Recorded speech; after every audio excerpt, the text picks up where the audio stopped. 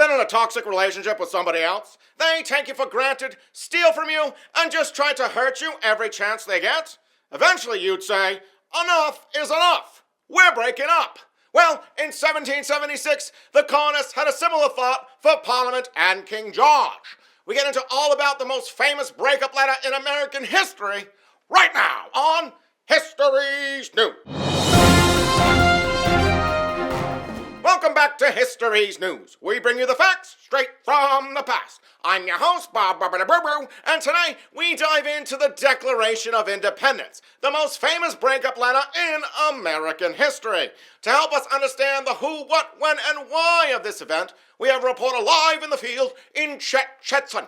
Chet, what can you first tell us about when and where you are? Hello there, Bobby. Happy to be here on this wonderful day for America. Can you smell that? Can you smell that, Bobby? Chet, listen, you're literally in a different time than me, okay? It'd be impossible for me to smell whatever it is that you're smelling. Well, Bobby, it smells like freedom, all right? Sweet, sweet freedom. With a little bit of manure mixed in. Oh, I see. All right, I got it. Patriotism. All right, so, the question still stands, though, Chet. When and where are you? Well, Bobby, I'm in Philadelphia, all right? Outside of what will later be known as Independence Hall. The year is 1776. All right, great. We got over that hurdle. Only 20 more to go. So I'm assuming that because you're in Philadelphia on Independence Day, or for the Declaration of Independence, that it is indeed actually July 4th where you are, Chet. Is that right? Yeah, whatever, all right, lucky guess. But to be honest, Bob, this whole Declaration of Independence thing has been in the works for months. Years, even. Okay, yeah, good point. Let's rewind a little bit, shall we? Okay, how did the Declaration of Independence get started? Well, Bobby, I'm going to start from the start. I always feel like that's a good idea. In June, early June, June 7th to be precise, of 1776, Richard Henry Lee from Virginia proposed the idea that the colonists should be free and independent. Everyone heard that and thought, all right, let's do it. So they decided to explore the idea. Well, to be honest, Chen, it's a little surprising to me that all of Congress would agree to go straight to revolution so quickly. Well, my sweet, sweet Bobby boy, you have to remember, this is 1776, the middle of 1776. The colonists and the British had already fought a few battles in Lexington and Concord and the Battle of Bunker Hill. And this was after years of mistreatment and unfair taxes on the colonists by Parliament and that big old meanie, King George. Freedom. Oh, yeah, all right. Yep, that makes sense. Forgot about those. That's on me. Yeah, Bobby, everybody was basically at their breaking point. Thomas Paine, a colonist, also wrote something called Common Sense, which had a lot of, you guessed it, common sense. The public was ready for a revolution, as ready as they'd ever been. Freedom.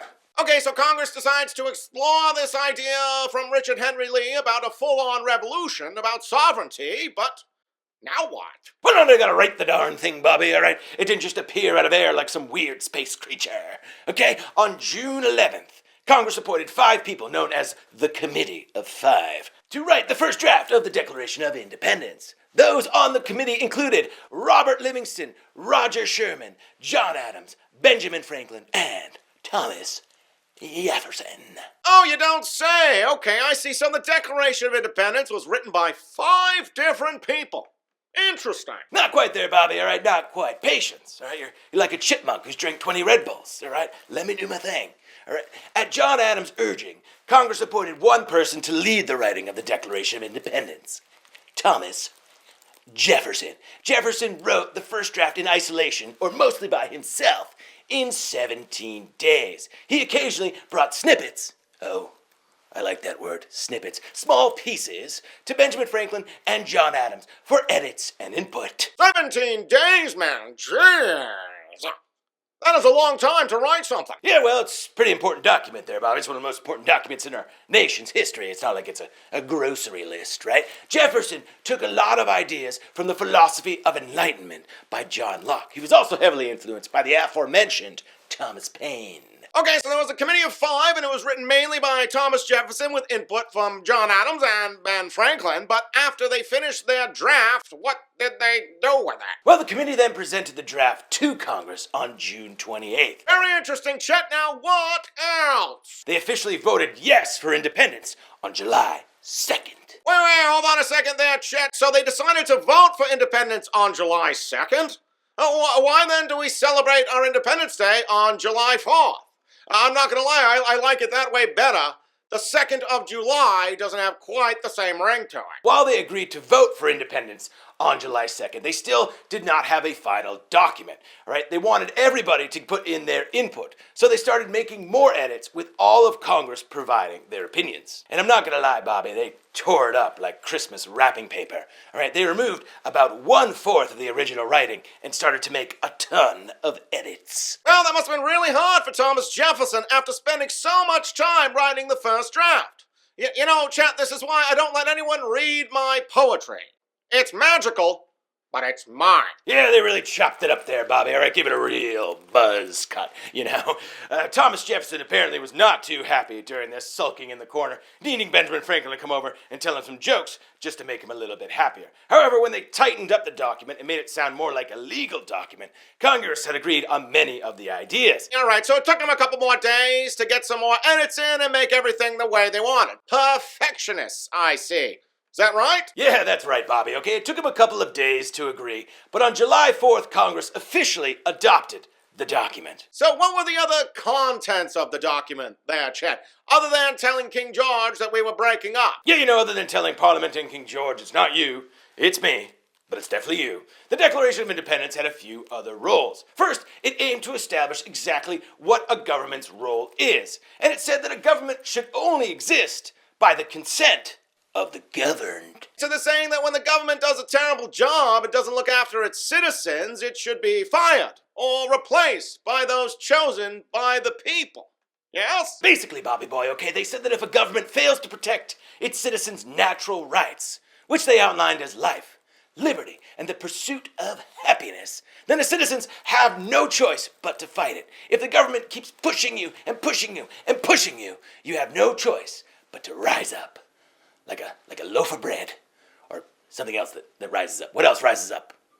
Bread. I already said that. Yeah, a lot of things rise, Chet, okay, like a phoenix or whatever, but let's not get bogged down in the details.